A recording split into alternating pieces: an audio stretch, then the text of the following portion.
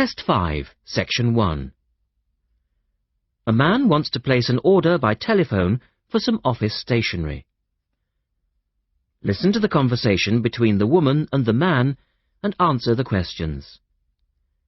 First, you have some time to look at questions 1 to 6.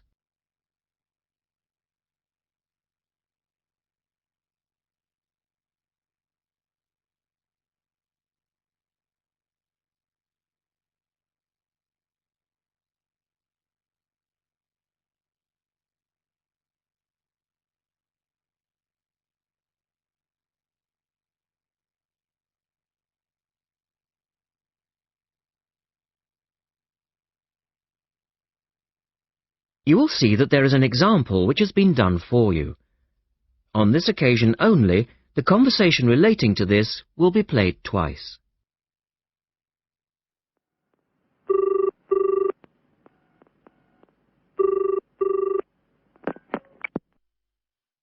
Thank you for calling Millennium Office Supplies. If you would like to place an order, please press 1. Your call has been placed in a queue. A customer service operator will be with you shortly.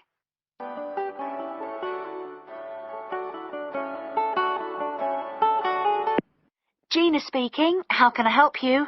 Oh, hello. I'd like to order some stationery, please. And who am I speaking to? John Carter. The man says his name is John Carter. Now we shall begin. You should answer the questions as you listen, because you will not hear the recording a second time. Listen carefully and answer questions 1 to 6.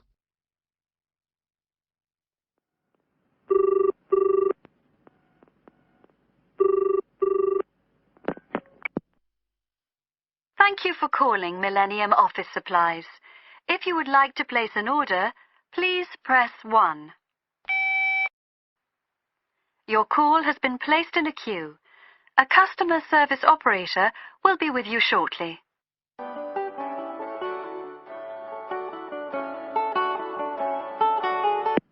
Gina speaking. How can I help you? Oh, hello. I'd like to order some stationery, please. And who am I speaking to? John Carter. Right. Can I just confirm your account number and the name of your company, John? Sure. The account number is 692411. 692411. Right. And you're from Rainbow Computers? No, the company is Rainbow Communications. Oh, OK. I'll just fix that on the system. Communications. And what would you like to order, John? Envelopes. We need a box of A4, that is, normal-size envelopes. White, yellow or manila? We'll have the plain white, please, but the ones with the little windows. OK. 1 box, A4, white. Just the 1 box, was it? On second thoughts, make that 2 boxes. We go through heaps of envelopes. As a matter of interest, are they made from recycled paper? No, you can't get white recycled paper. The recycled ones are grey, and they're more expensive, actually. Right, we'll stick to white then. Something else, John? Yes, we need some coloured photocopy paper. What colours do you have? We've got purple, light blue, blue, light green, whatever you want, pretty much. There are 500 sheets to the pack. Right, let's see. We're going to need a lot of blue paper for our new price lists, so can you give us 10 packs, please? Make sure it's the light blue, though. 10 packs of the light blue. The woman asks the man if he needs anything else. Look at questions 8 to 10.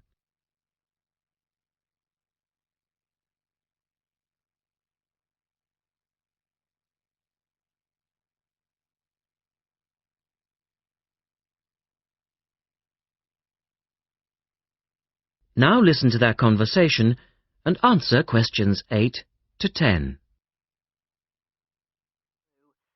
Anything else that we can help you with? Let me think. What else do we need? I'm sure there was something else. Pens, paper clips, fax paper, computer supplies, office furniture.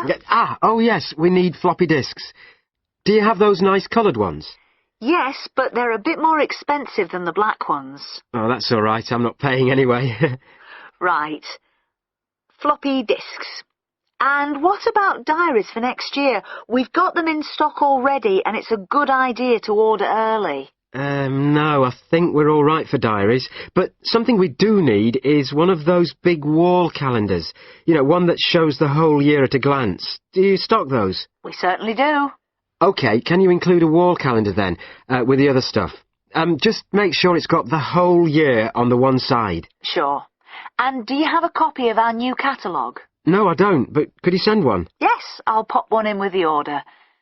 You'll find it a lot easier to remember what you need if you have our catalogue in front of you next time. Yes, good idea. And when can you deliver this? Should be with you tomorrow morning. Can you make sure that it's not after 11:30 a.m? Because I have to go out at 12. There's only myself here on Fridays. Fine. I'll make a note on the delivery docket that they should deliver before 11:30. Thanks very much. Thanks. That is the end of section 1. You now have half a minute to check your answers.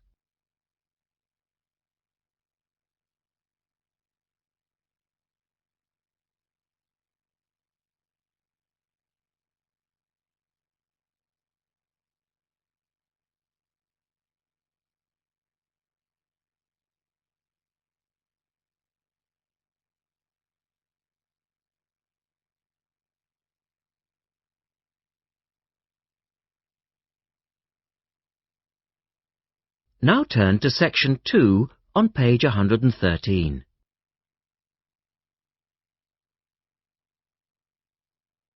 Test 5, section 2.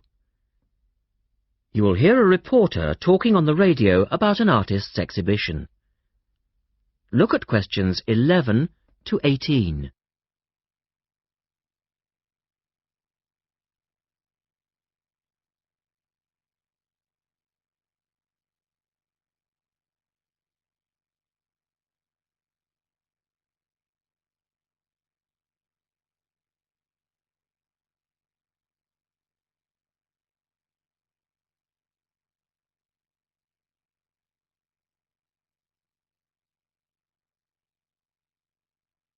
As you listen to the first part of the talk, answer questions 11 to 18.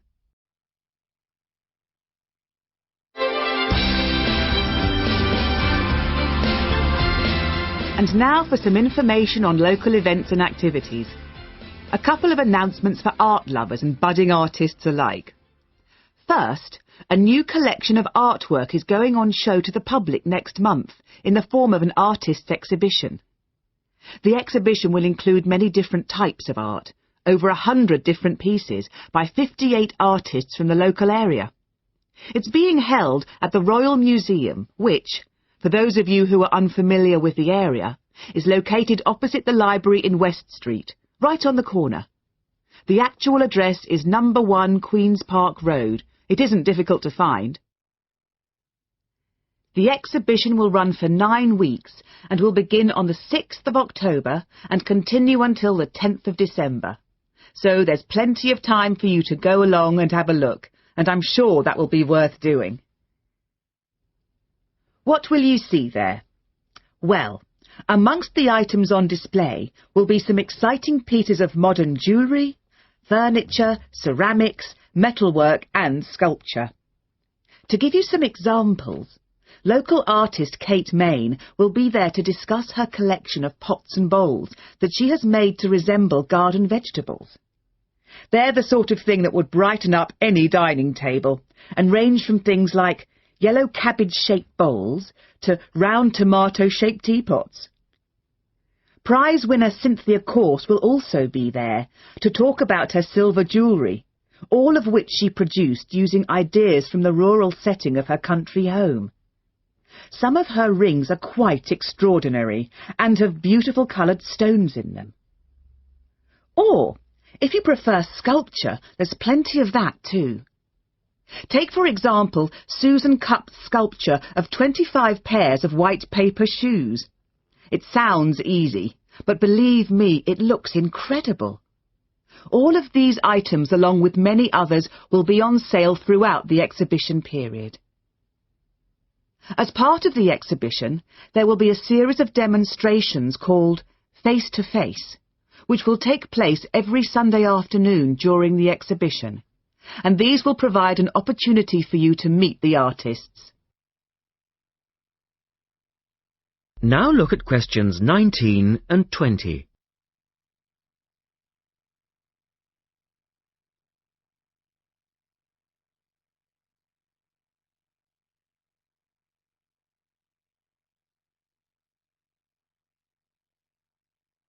As the talk continues, answer questions 19 and 20. The second set of activities are for those who would prefer to indulge in some artwork themselves. The Artists' Conservatory are holding a series of courses over the autumn period. The courses cover all media and include subjects such as Chinese brush painting, pencil drawing and silk painting. All the tutors are experienced artists. Course sizes are kept to a minimum of 15, and there will be plenty of individual assistance. All the sessions offer excellent value for money and the opportunity to relax in a delightful rural setting. Fees are very reasonable and include the use of an excellent studio and access to the art shop, which you will find sells everything from paper to CDs. And they also include the provision of all materials. For more information on dates, cost and availability, you should get in touch with the programme coordinator on 4592 839 584 or go direct to the website, which you will find is... That is the end of section 2. You now have half a minute to check your answers.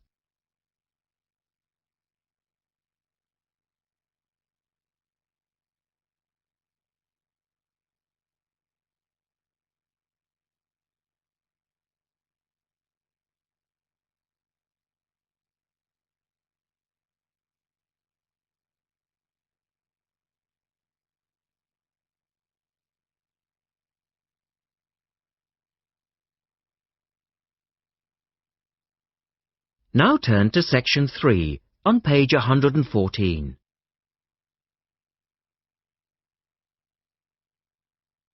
Test 5, section 3. In this section, you will hear an interview with a wildlife specialist called Alison Sharp talking about bears. In the first part of the discussion, they are talking about the history of the bear. First, look at questions 21 to 23.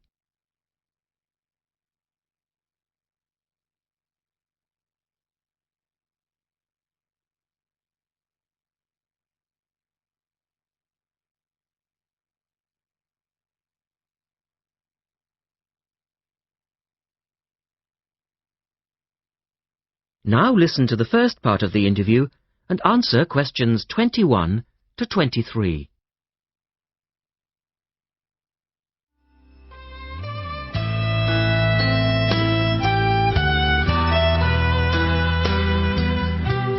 Alison Sharp has spent much of her life researching bears, and in particular, bears in danger of extinction.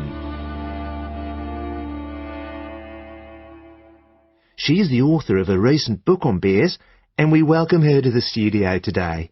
Thank you. Delighted to be here. First of all, can you give us a quick overview of the history of the bear family? Well, the bears we know today actually have as their ancestors bears which have been evolving for some 40 million years. We have fossils of the earliest true bear, and it's important to emphasize this because some creatures are called bears but are not. Such as koalas, for instance. Yes, exactly. Fossils of the true bear show a small dog-size animal with characteristics that show a blending of dog and bear traits. So the general belief is that dogs and bears were of the same family? Yes, that's the theory. And then we see the arrival of the early cave bear. We know from cave drawings that Neanderthal man used to worship this bear, and at the same time fear it. Understandable, perhaps. Yes, but they need not have worried because the cave bear only ate plants. Ah, In fact, the cave bear survived 2 ice ages, but then became extinct. In the second part of the interview, Alison talks more about the situation of bears today. Look at questions 24 to 30 first.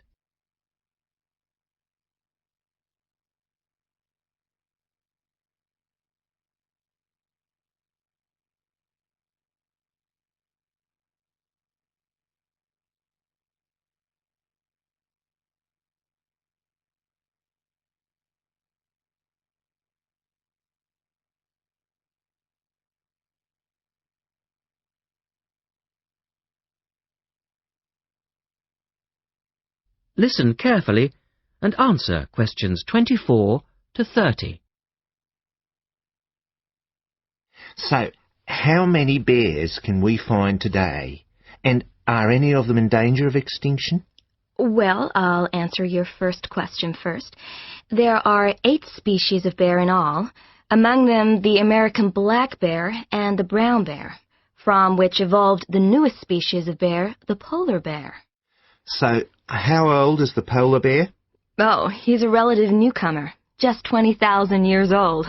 And could you tell us a little about them? Which is the largest bear, for instance? Well, the largest bear existing today is either the polar bear or the brown bear. Right. Don't we know?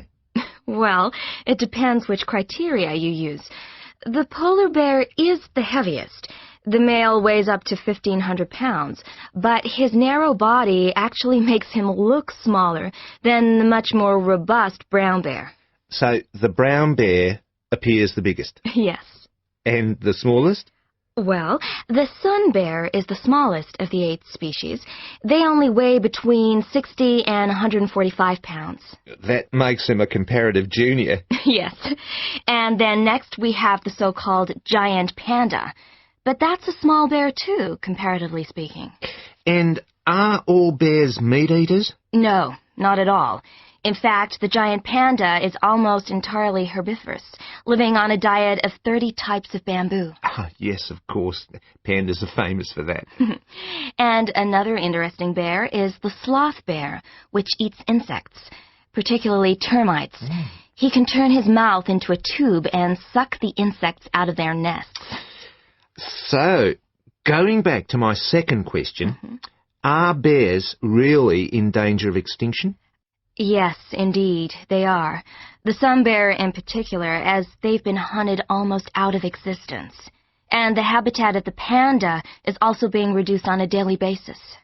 Can anything be done to reduce the threat to these endangered species? I know, for instance, that it's very hard to breed bears in captivity. Yes. Well, I think that by raising people's awareness generally, we can reduce conflict between humans and animals, to stop the slaughter in parts of the world where bears are still hunted, supposedly in self-defense or to protect livestock, but often quite unnecessarily. And we can also encourage governments to preserve the natural environment of the bear, rather than allow the areas where they live to be systematically destroyed in the name of progress. Yes, of course. And in addition to these global efforts, all profits from the sale of my book will go toward the United Nations Bear Protection Program. That's wonderful. And with the news coming up, thank you for your time, Alison, and best of luck with the book. Thank you very much. That is the end of section 3. You now have half a minute to check your answers.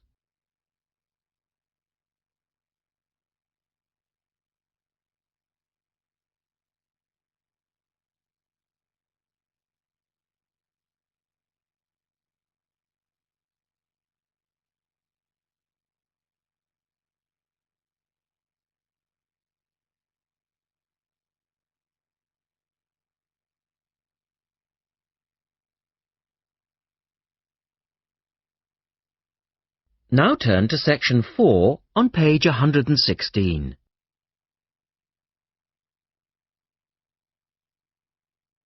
Test 5, section 4. You will hear a lecturer talking about the solar eclipse in history. First, you have some time to look at questions 31 to 36.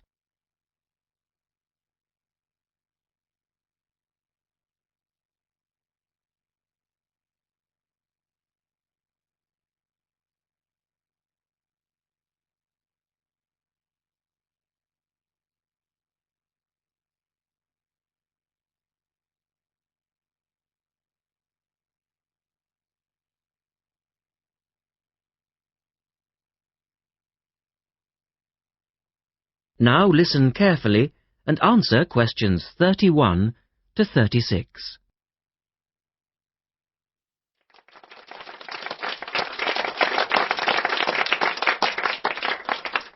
Good evening, and welcome to this month's Observatory Club lecture. I'm Donald Mackey, and I'm here to talk to you about the solar eclipse in history. 1,000 years ago, a total eclipse of the sun was a terrifying religious experience. But these days, an eclipse is more likely to be viewed as a tourist attraction than as a scientific or spiritual event. People will travel literally miles to be in the right place at the right time to get the best view of their eclipse. Well, what exactly causes a solar eclipse when the world goes dark for a few minutes in the middle of the day? Scientifically speaking, the dark spot itself is easy to explain. It's the shadow of the moon streaking across the Earth. This happens every year or two, each time along a different, and to all intents and purposes, a seemingly random piece of the globe.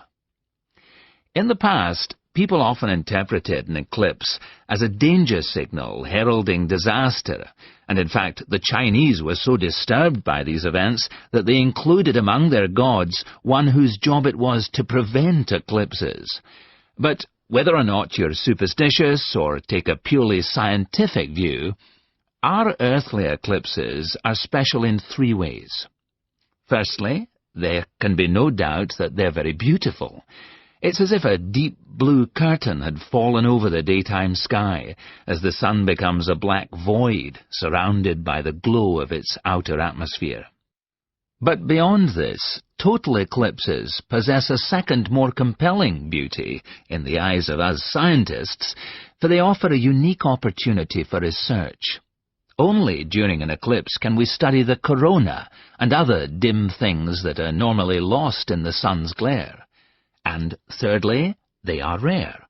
Even though an eclipse of the sun occurs somewhere on Earth every year or two, if you sit in your garden and wait, it will take 375 years on average for one to come to you.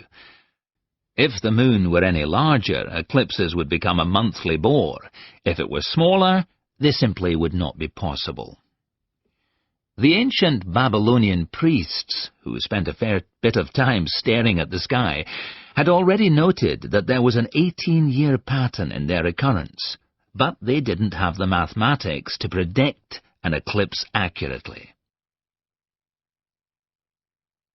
In the second part, the speaker talks about a number of scientists.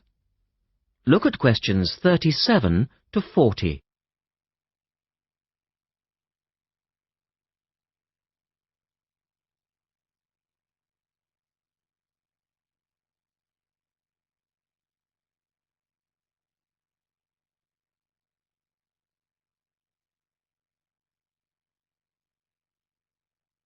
Now listen carefully and complete the table.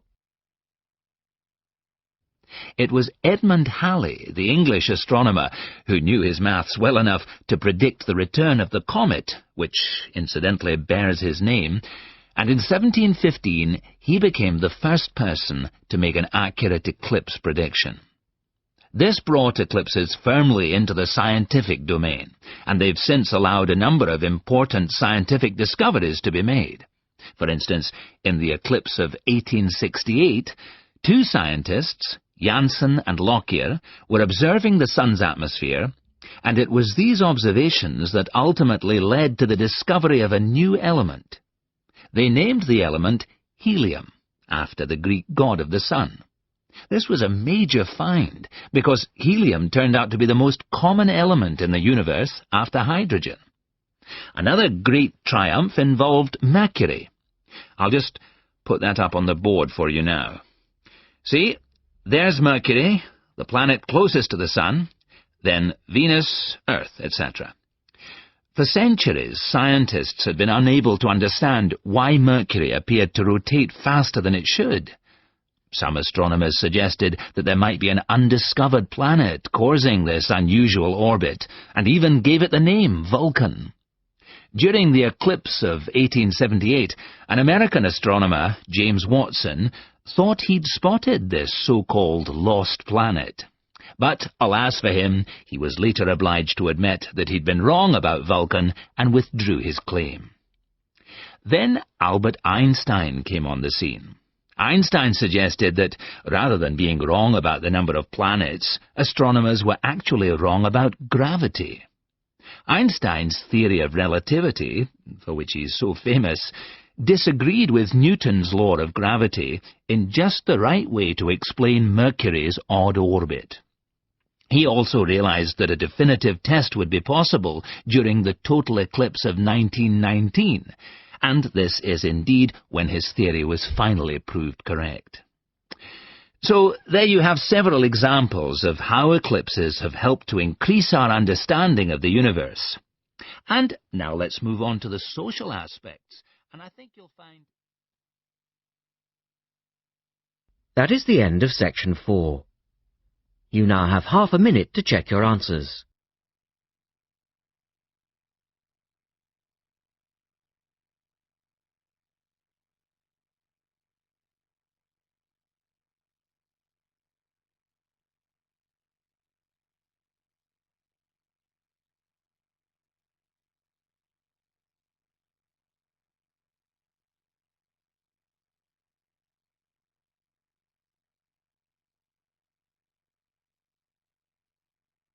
That is the end of the listening test. At the end of the real test, you will have 10 minutes to transfer your answers to the listening answer sheet.